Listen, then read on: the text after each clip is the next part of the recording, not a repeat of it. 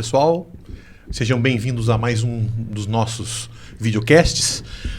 Eu sou o professor Marco Aurélio, lá do Departamento de Física da Unesp Guaratinguetá, né, da FEG, e hoje nós vamos falar sobre mais um dos nossos cursos, o curso de Engenharia dos Materiais, o curso mais novo, né, da FEG. O nosso curso ele é coordenado pelo professor Peterson Ferrandini e tem 40 vagas. São 2 vagas para estudantes provenientes de Olimpíadas Estudantis, nacionais e internacionais, e 6 vagas para o vestibular paulista. Né? 20 vagas pelo Sistema Universal e dessas 20 vagas, 9 reservadas para alunos de escolas públicas, sendo 5 para cotas de pretos, pardos, indígenas que vierem de colégios públicos. E para acompanhar, né, a nossa conversa, temos aqui 2 professores do curso de Engenharia dos Materiais, né, que é a professora doutora Kelly Bellini e o professor doutor André Luiz. Sejam bem-vindos. Muito obrigada. Muito obrigado pelo convite.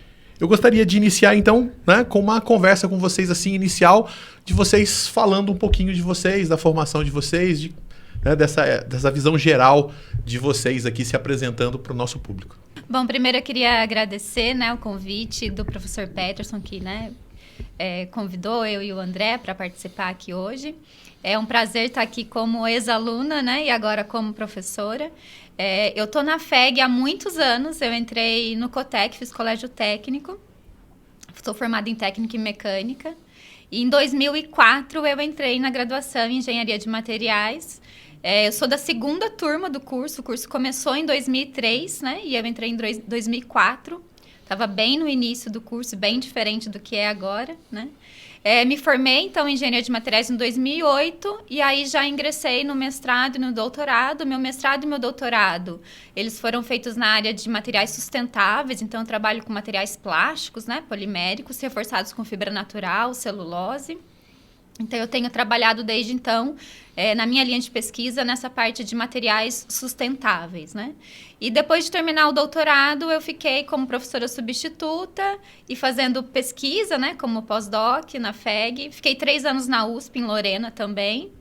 E aí, o ano passado, eu entrei em setembro, então tenho 1 ano de contratada. Em setembro, eu passei no concurso e agora estou como professora efetiva. Legal. E você, professor André? Então, a minha história é um pouco parecida com a da Kelly, né? Também estou na FEG faz bastante tempo. Eu até estava brincando com ela na semana passada que quando a gente chegou, tudo era mato. E hoje a gente viu uma transformação bem grande do curso. Eu entrei em 2008 na FEG. Eu sou natural de Guará também. E entrei na FEG para fazer engenharia de materiais em 2008. Durante o curso eu fiz um intercâmbio, que também é uma oportunidade bem legal que a gente tem nos nossos cursos, de ir para fora, de fazer um intercâmbio, de conhecer outras faculdades, outras culturas também. Depois, quando eu me formei, eu comecei o doutorado e, terminando meu doutorado, fiz doutorado na área de biomateriais. E depois, quando eu terminei meu doutorado, eu acabei indo para fora do Brasil e fiquei um bom tempo. Fiquei, acho que 5 anos fora, fazendo pós-doc, dando aula. E voltei logo depois da pandemia. Também passei, como a Kelly, passei pelo processo de professor substituto, pós-doc, tudo isso. E agora faz menos de 1 ano, vai fazer alguns meses, na verdade, que eu estou como professor efetivo lá no Departamento de Materiais. Que legal. Então, a nossa conversa hoje é uma conversa de dentro para fora do curso, né? Começamos pelos próprios, né, professores que foram alunos do nosso curso lá de Engenharia dos Materiais. Mas, para quem está nos assistindo, né, e pretende prestar vestibular e tal, e está conhecendo os nossos cursos, as pessoas ficam pensando, né? O que é ser engenheiro de materiais? Né? Que áreas eles vão poder atuar? Então, a gente podia começar assim, né? Qual é o conceito? O que é ser engenheiro de materiais? A engenharia de materiais é uma engenharia bem ampla, né? Então, assim, se a gente for pensar no nosso dia a dia, tudo nosso está envolvido em algum material, né? Então, esse microfone é de algum material, essa caneca é outro material, a mesa é um material, o tecido é um material. Então, tudo envolve material. Então, todas as tecnologias, todos os dispositivos, todas as máquinas, a roupa que a gente veste, tudo isso envolve um material.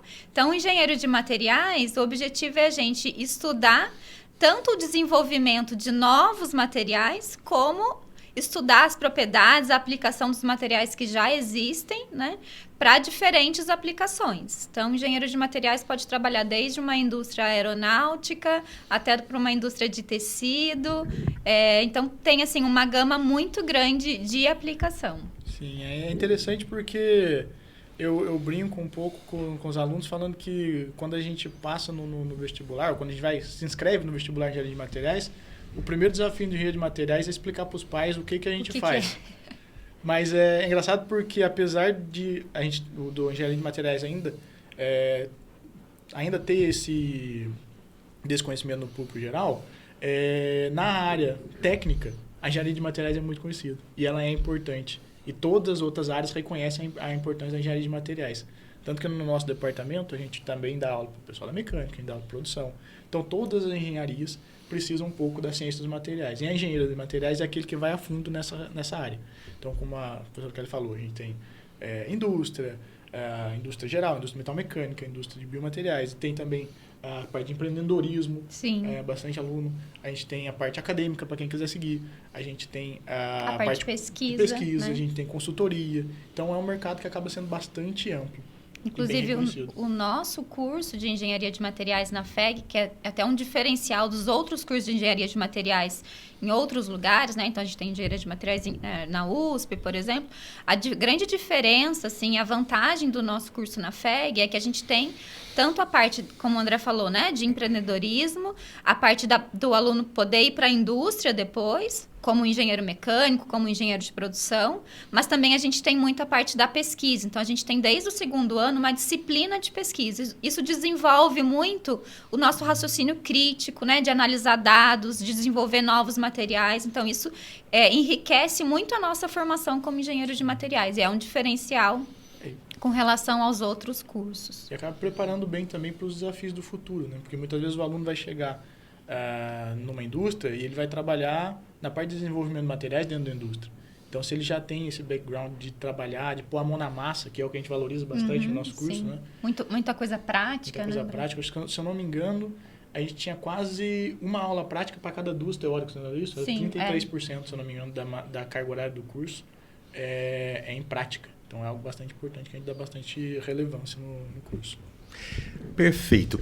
Nós vivemos uma época de grande desenvolvimento científico e tecnológico. Há quem diga que nós estamos vivendo aí a quarta revolução industrial, né? E isso exige cada vez mais desenvolvimento científico, tecnológico, obviamente, desenvolvimento de novos materiais e tudo mais. Como é que fica a importância, então, de um engenheiro tão específico, né? Desse engenheiro no mercado, não só no mercado da indústria, mas no mercado do país, né? Essa coisa do Brasil ser um país ainda que está num processo de fortalecimento das suas indústrias, né? Do desenvolvimento da sua capacidade do desenvolvimento científico, tecnológico, para poder fazer bonito aí no que a gente chama aí de globalização da economia, né? Então, como é que é esse papel do engenheiro de materiais nesse processo, nesse contexto todo do desenvolvimento científico e tecnológico do país? O Brasil tem déficit de engenheiro, né? Sim. De maneira geral. Acho que são 75 mil vagas abertas na área de engenharia e não é diferente com a engenharia de materiais. O mercado precisa de engenheiro de materiais e eu diria, acho que a gente está na linha de frente, né, Kelly, dessa parte do desenvolvimento de ciência e tecnologia, porque a gente vai na base da onde começa o desenvolvimento, por exemplo, de toda a linha de produção. Então, se a gente tem uma linha de produção de materiais e a gente precisa inovar, que a gente precisa ter algo novo, que seja um processo, ou que seja na matéria-prima, o engenheiro de materiais vai estar na linha de frente. Evidentemente, trabalhando em conjunto com outras engenharias, mas o start, assim, a mudança que pode trazer, isso muitas vezes vem de uma mudança no material, vem de uma mudança num processo vamos dar um exemplo da indústria metalmecânica, mas num processo de um tratamento térmico, de alguma coisa do tipo, e dos laboratórios de pesquisa, de P&D, dentro da indústria. Eu acho que tem 2 conceitos bem importantes nessa questão de desenvolvimento, né, de indústria e do país em geral com relação à engenharia de materiais, que é a questão do desenvolvimento tecnológico, né, e da sustentabilidade. Então, por exemplo, quando a gente fala, eu sempre costumo, quando eu vou dar a primeira aula de materiais, principalmente para cursos que não são de engenharia de materiais, que a gente precisa dar uma motivação, né, para os alunos entenderem porque eu, como engenheiro mecânico, como engenheiro de produção, preciso saber de materiais, né? Eu gosto sempre de dar o exemplo da evolução da tecnologia, né? Então, se a gente tinha alguns anos atrás aquele primeiro celular que era um tijolão pesado, só fazia ligação, né? Hoje a gente tem um smartphone que é muito mais leve, muito menor e tem muito mais função. E como que a gente conseguiu esse desenvolvimento, né? De sair daquele celular antigo para o celular que a gente tem agora. Mesma coisa com televisão, né? Desenvolvimento de materiais. Então, a gente consegue ter materiais com propriedades específicas, né? Elétricas, magnéticas, de condução, que faz com que a gente possa ter avanços tecnológicos. Então, eu consigo hoje construir um celular muito mais eficiente e menor, né? Com design muito melhor, porque teve desenvolvimento de materiais. E aí que entra o engenheiro de materiais. A gente está aqui para isso, para desenvolver os materiais que já existem, aproveitar os materiais naturais que já estão na natureza, e aí vem a sustentabilidade, né? E aplicar isso para um avanço de tecnologia, né? E a questão da sustentabilidade, o André, por exemplo, que trabalha com biomateriais, hoje tem materiais naturais para aplicações biomédicas, né? Eu trabalho com materiais naturais para outras aplicações, mas a gente sempre pensa, quando a gente fala de sustentabilidade na engenharia de materiais, a gente está falando da questão de aproveitar os recursos naturais, né? Mas sempre pensar em ter um ciclo, né? Então, voltar esse material para que a gente não fique tendo escassez de matéria-prima. Então, a gente sempre tem o desenvolvimento de materiais pensando em aproveitar o que já é natural, copiar o comportamento dos materiais naturais, né? Fazer isso de uma forma pensada, né? Engenheirada, e pensar também no retorno. O que a gente vai fazer com esse material depois que ele for utilizado. Então, a engenharia de materiais está desde o início da extração de uma matéria-prima, a produção de um componente, de uma máquina, e depois o que a gente vai fazer com esse resíduo.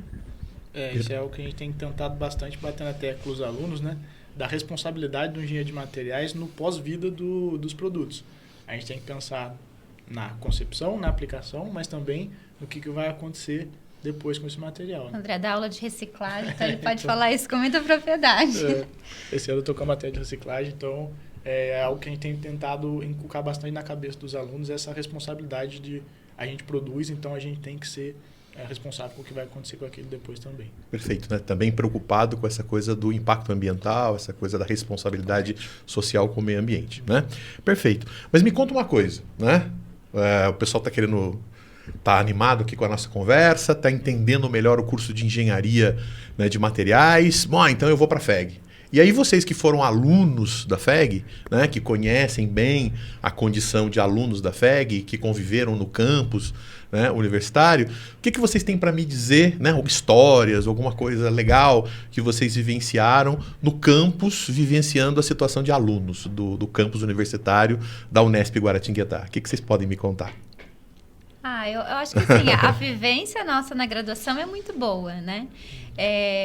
Não vou mentir que no começo é um pouco difícil, aí eu até queria deixar para quem está nos ouvindo, e principalmente para quem vem, por exemplo, de escola pública, que é o meu caso, sempre estudei em escola pública, a gente às vezes sente uma dificuldade no começo. Então, quando eu entrei na graduação, era meu sonho, fiquei muito feliz quando passei. Era meu sonho fazer faculdade, né? Eu não sabia ainda que eu queria fazer engenharia de materiais. Quando eu descobri engenharia de materiais, eu achei interessante, mas também não sabia muito bem o que era. Mas quando eu entrei na graduação, o primeiro ano é um ano meio pesado, né, André? Dá um baque. Quando você chega, que a gente fala as disciplinas do ciclo básico, né? Física, matemática, química, a gente sente, a maioria dos alunos sente uma certa dificuldade. Porque a gente tem uma dinâmica na faculdade um pouco diferente do que a gente tem no ensino médio, né? A gente tem mais responsabilidade, então a gente sente essa diferença. Mas, assim, até o meu conselho, assim, para quem vai entrar, não se desespere no primeiro ano, não precisa tentar desistir, né? Porque melhora muito depois. E assim, a minha dica é você ir aproveitando. E aí os anos da graduação, eles vão ficando mais leves, né? A gente sempre tem muita coisa para fazer, né? Os alunos são sempre muito ocupados, estuda bastante, mas também tem muito relacionamento, a gente faz muitos amigos. Eu tenho amigos que estudaram comigo, que são meus amigos até hoje, assim, melhores amigos. Então, assim, é uma época muito boa e o campus possibilita a gente a ter contato com pessoas de diferentes cidades, de diferentes estados, né? Então, a gente tem uma relação diferentes países, às vezes. De diferentes países, muitas vezes, né? Dá essa oportunidade, por exemplo, como o André, né? Que foi estudar fora, então conhece ainda outras culturas. Eu acho que é isso. A época de faculdade é excelente, né? É muito boa, né? Apesar de como eu disse, tem um impacto, tem um baque no começo, né? Mas é natural, todo mundo passa por esse processo e faz parte também, eu acho que também faz parte do processo de formação como engenheiro. Você tem que encontrar dificuldade e passar por aquilo. Ir para frente, você vai vendo que quanto mais é interessante, quanto mais a gente avança no curso, mais aquilo vai ficando interessante e vai ficando apaixonante mesmo, né? E a gente vai amadurecendo, né? A gente sente isso e hoje, como professor, por exemplo, eu sinto com os alunos. Quando a gente dá aula para um aluno do primeiro ano, os alunos são inseguros. Às vezes eles ainda não têm aquela paixão pelo curso, porque ainda está conhecendo, né?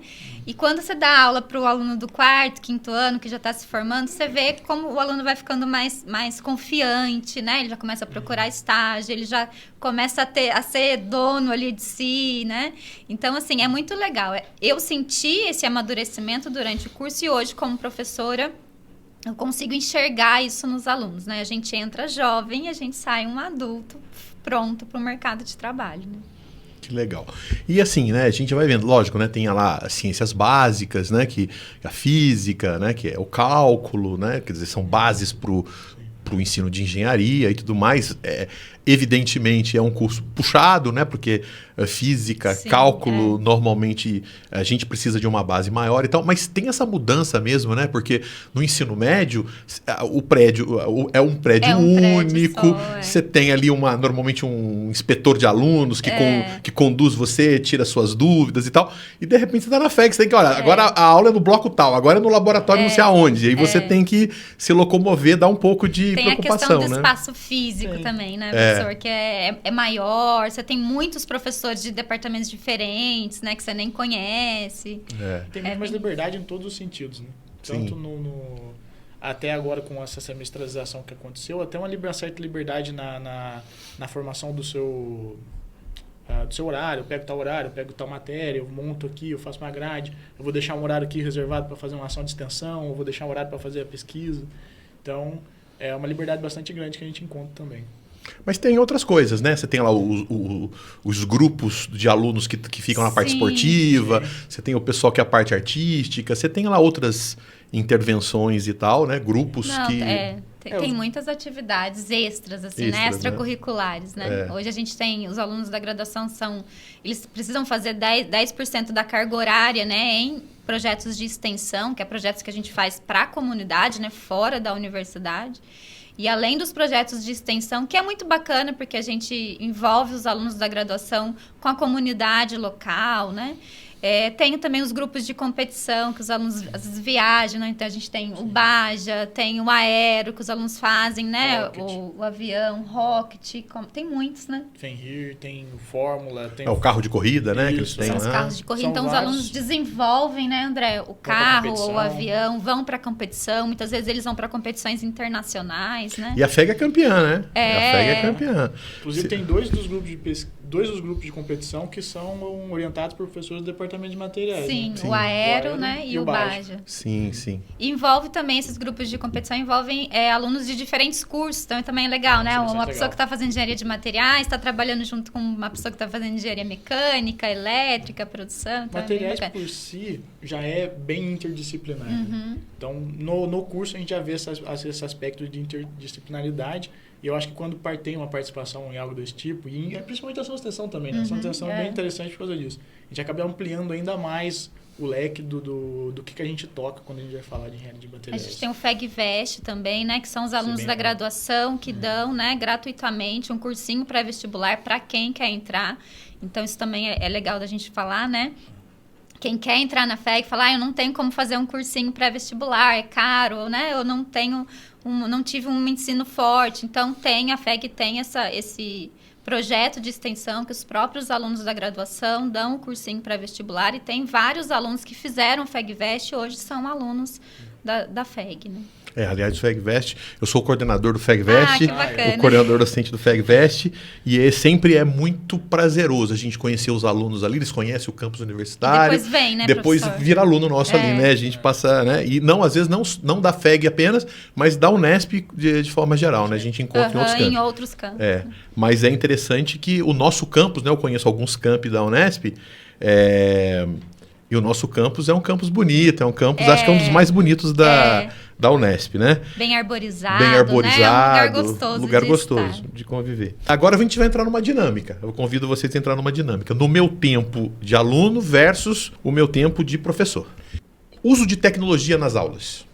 Como é que era no meu tempo de aluno e agora no meu tempo de professor?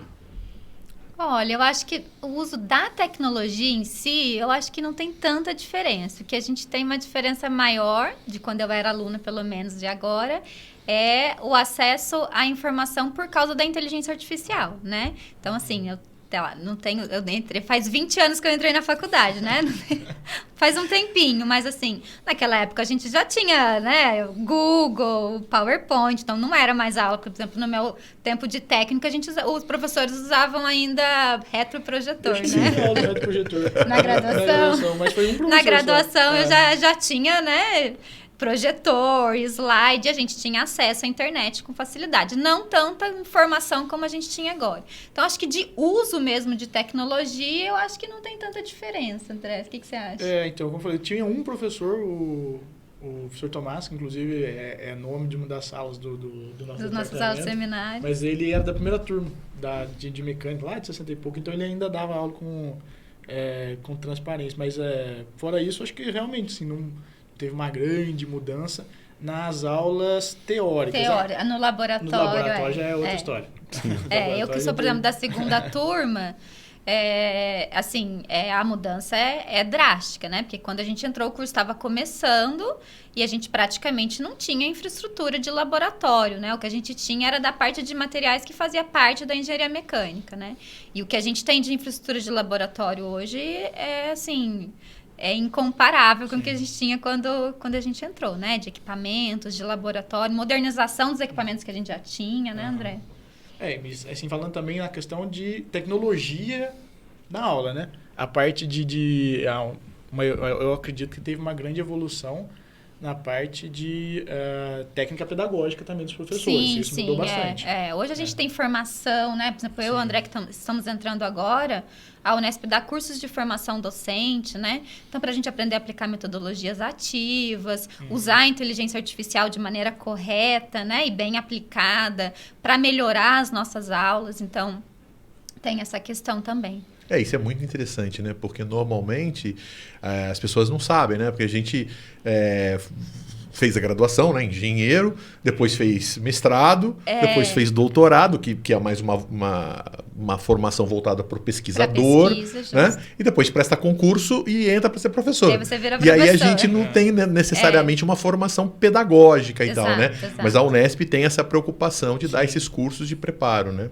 Para o uso. Agora tem a Escola de Formação de Docentes da Unesp, que é para atuar nessa área. Bastante a questão dessa formação pedagógica que a gente, como engenheiro, não temos, né?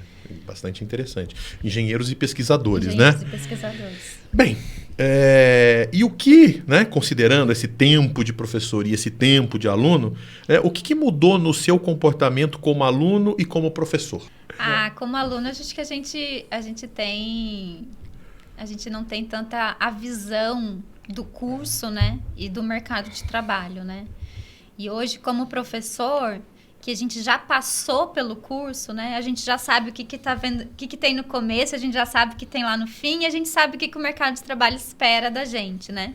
Embora, por exemplo, eu e o André, a gente não tenha ido para a indústria, né? Eu fiz estágio, o André deve ter feito também, mas a gente não tem tantos anos de experiência na indústria, mas a gente tem muito convívio com os alunos que fazem estágio, né?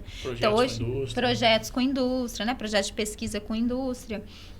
Então, como professor, hoje a gente tem uma visão muito mais ampla do curso, né, do que a gente tinha, por exemplo, quando era aluno.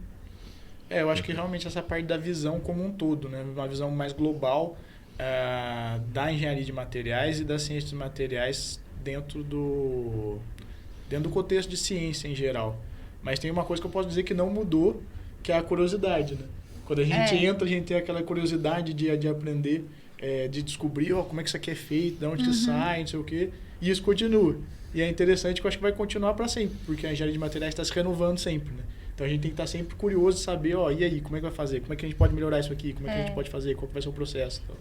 E é engraçado que às vezes em aula, até outro dia aconteceu isso comigo. Às vezes eu estou explicando sobre algum material e algum aluno pergunta, mas e tal coisa? É feito de que material? Eu penso, nossa, não sei, vou pesquisar. Porque aí já fica aquela curiosidade. Na próxima aula eu tenho que trazer. Eu falei, é isso. Porque tem muita coisa nova, né? Sim. Então, agora a gente tem, por exemplo, os materiais avançados, que são materiais novos, que têm propriedades diferentes dos materiais que a gente costuma, né? Que são os convencionais. Então, tem muita coisa nova. Mesmo a gente, como professora, a gente não consegue. A gente tenta, né, acompanhar o máximo possível. Mas aí os alunos trazem a dúvida e a gente, né, como professores e pesquisadores, a gente sempre tem essa curiosidade. E aí sempre vai buscar... E aí falou, nossa, é verdade, tal material que é usado para uma aplicação mais conhecida, mas também pode ser usado para outra aplicação. Então, isso é bem interessante. É interessante a gente ter essa visão da sala de aula, não só como uma coisa unidirecional, mas como um diálogo, né? Sim, sim. A gente passa para os alunos passam para a gente, muitas vezes alguma dúvida do aluno cria uma ideia na nossa cabeça, isso é interessante, vamos tentar fazer isso. A aula, né? E me conta uma coisa, né? A gente sempre tem aquela dúvida, né? O que é mais difícil, né? Se é na minha época como aluno ou se agora na minha condição de professor, né? Então, o que era mais difícil antes e agora? Entender o conteúdo ou ter acesso à informação? Nossa, é difícil. Eu acho que acesso à informação hoje é mais simples. É mais fácil. Está muito à disposição, né? Por exemplo, a biblioteca da FEG sempre teve um acervo muito grande. Mas a gente tinha que se deslocar até a biblioteca, né? Hoje, se você... Às vezes eu estou preparando uma aula, surge uma dúvida, eu estou fazendo uma pesquisa, surge uma dúvida, eu falo, peraí, você entra no acervo digital, a maioria dos livros estão lá disponíveis para você, você já procura, já pesquisa, já vê o livro certinho. Então, facilitou bastante. Eu acho que entre aprender o conteúdo e ter acesso à informação, eu acho que hoje é mais simples ter acesso à informação. Aprender o conteúdo é sempre o desafio, né? O saber o que fazer com a informação, exato, né? Exato. Acho que entender o conteúdo, independente de quando a gente era aluno e agora como a gente é professor, depende de estudar, de dedicação, né? E de buscar informação. O que eu acho que mudou bastante também é que a gente tinha acesso à informação, não como com a facilidade que a gente tem hoje, né? Então, a gente era mais forçado a ler um livro, né? Hoje, os alunos têm muito acesso à informação rápida, né? Então, eles podem saber de engenharia de materiais no TikTok, por exemplo, né? De uma forma muito mais rasa, às vezes o conteúdo nem é correto, né? Então, isso eu acho que, às vezes, né, a tecnologia, o acesso à informação é bom, né? Ajuda, a gente tem acesso fácil, como o André falou, mas às vezes atrapalha também, né? Porque aí tanto o aluno quanto a gente também, né? Hoje a gente tem um acesso à informação tão facilitado que às vezes atrapalha a gente entender o conteúdo. Perfeito. Porque você vai lá ver um vídeo, você não precisa ler o livro, né? Mas às vezes quando você lê o livro, você absorve um conteúdo mais profundamente do que se você assistir um vídeo lá de 5 minutos, né? Então acho que tem essa diferença também. A gente tem que usar esse acesso à informação com a maneira de instigar. Eu vi isso aqui, isso aqui é interessante, eu vou pesquisar mais a fundo, vou mais a fundo nesse tema. Então, eu acho que a divulgação científica dessa maneira de ter muito mais acesso amplo, como que falou, TikTok, YouTube, Shorts e tal, é interessante para instigar o aluno a ir mais profundo naquilo. Perfeito. E disciplinas extras? Quais vocês participaram na época de alunos e quais as que vocês incentivam os alunos a participarem? Na nossa época não tinha ainda os projetos de extensão muito, né? Tinha bem menos. Tinha, mas tinha bem menos do que agora. Então, assim, eu acho que os projetos de extensão acho que são bem interessantes, né? Os grupos de competição, que na minha época já tinha, mas eram menos, né? Estavam ainda mais no início, né? Hoje a gente já tem uns grupos bem mais estruturados, né? Outros novos grupos que não tinha na minha época, por exemplo.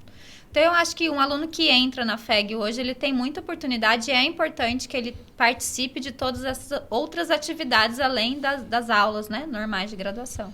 Então, participar de um projeto de extensão, participar de grupos de competição, dos projetos de extensão, por exemplo, como o FEGVest, né? Eu acho que participar dessa... A gente tem muitos eventos culturais também, né? Sim. Clubes de leitura na biblioteca, por exemplo. Então, acho que tudo isso enriquece a formação, né? Não só de competências técnicas, né? Mas competências pessoais também, né? Acho que é importante. Sim, eu sou muito fã dos projetos de extensão por conta disso, né? O projeto de extensão, que seja dentro das equipes de competição, que atualmente são consideradas também dentro, tem ações extensionistas, ou um projeto de extensão dedicado exclusivamente a como extensão, eu acho que é bastante interessante. Isso enriquece bastante a formação do aluno, por se deparar com problemas reais. Muitas vezes na sala de aula a gente passa aquele caso, a gente tenta ilustrar com exemplos reais, mas é ali quando o aluno vai para a rua, vai fazer um projeto de extensão, que ele dá de frente com um problema real. Fala, isso aqui pode ser, posso tentar usar aquela solução, como o professor falou em sala de aula.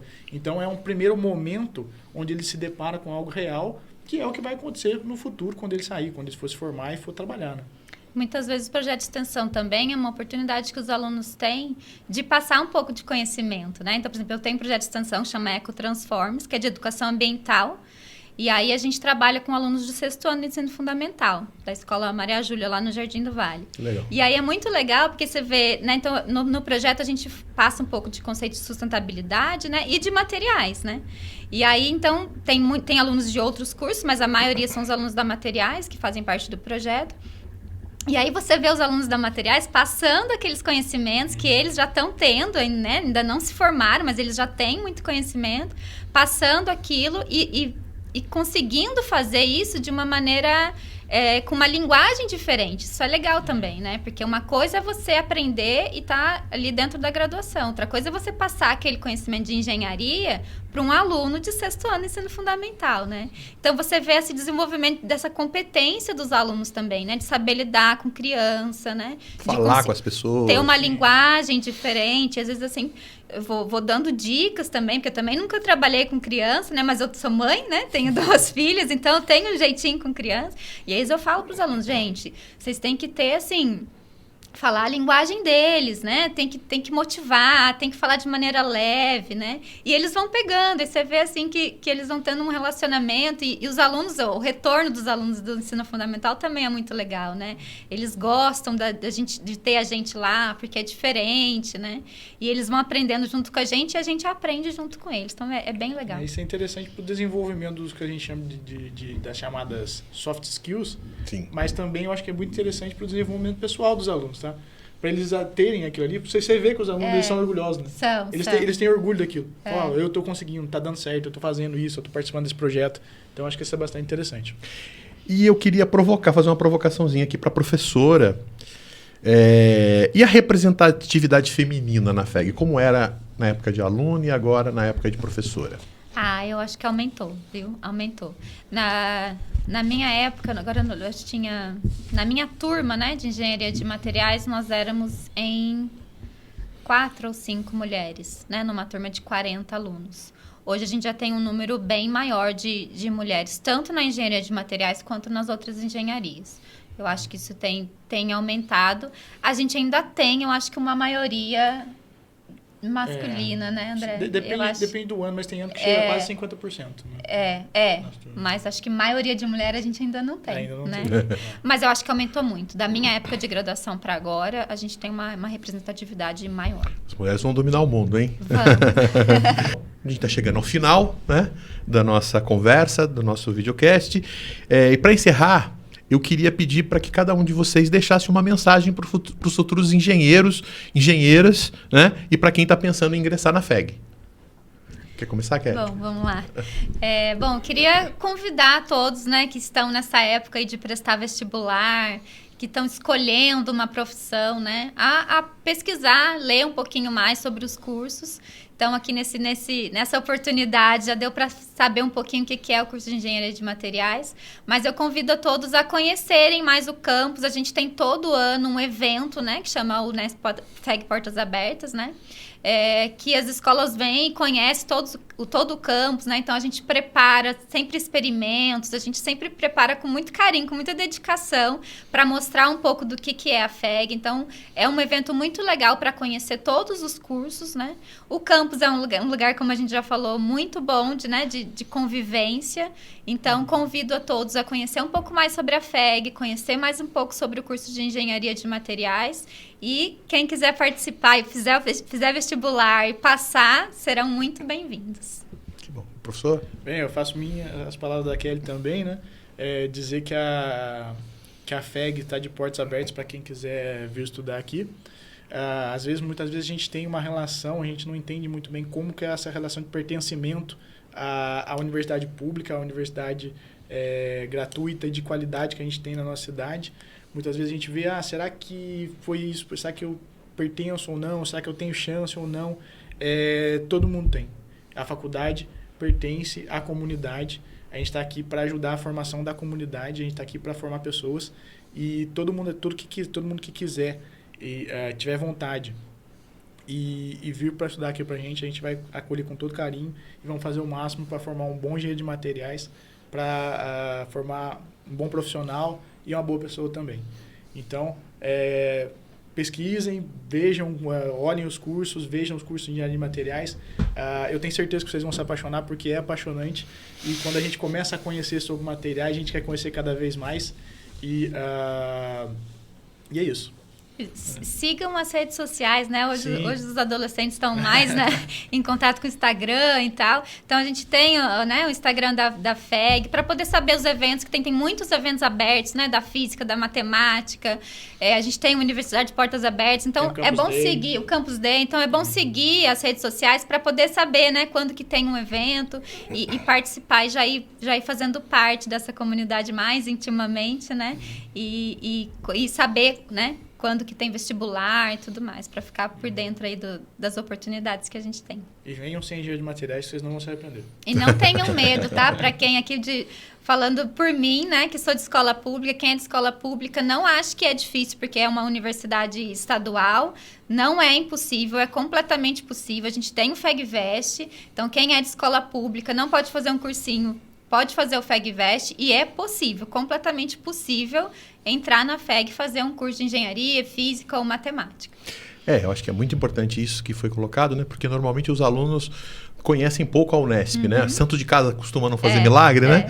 Então as pessoas não conhecem. Hoje mesmo eu estava lendo uma reportagem nos jornais que dizia que nos rankings importantes a Unesp já é a terceira melhor universidade do Brasil, né? Então, assim, nós alcançamos essa condição, né? Quarto, quinto, Universidade Federal do Rio de Janeiro, a Universidade Federal de Minas Gerais. Então, assim, a Unesp sempre na frente, né? Sempre andando. Lembrando que nós da Unesp somos mais jovens que a USP e mais jovens que a Unicamp, então, né? 60 anos ano que vem. Sim, 60 anos, né? Da Unesp. Eu sou bastante unespiano também, porque eu comecei na Unesp no colégio técnico, né? Eu fiz o Cotec, né? Bom, para encerrar, eu queria, antes de mais nada, agradecer ao professor Kelly, professor André, né, por essa nossa conversa, por esse nosso bate-papo. Eu queria, que foi extremamente inspirador aí, tenho certeza para aqueles que pensam, né, em vir aqui para a FEG, né, e esse foi, né, mais um episódio, né, do nosso Na FEG Pod, e eu queria que vocês nos acompanhassem nas redes sociais, né, e se quiserem mandar um direct, pode mandar que nós vamos responder, e até a próxima.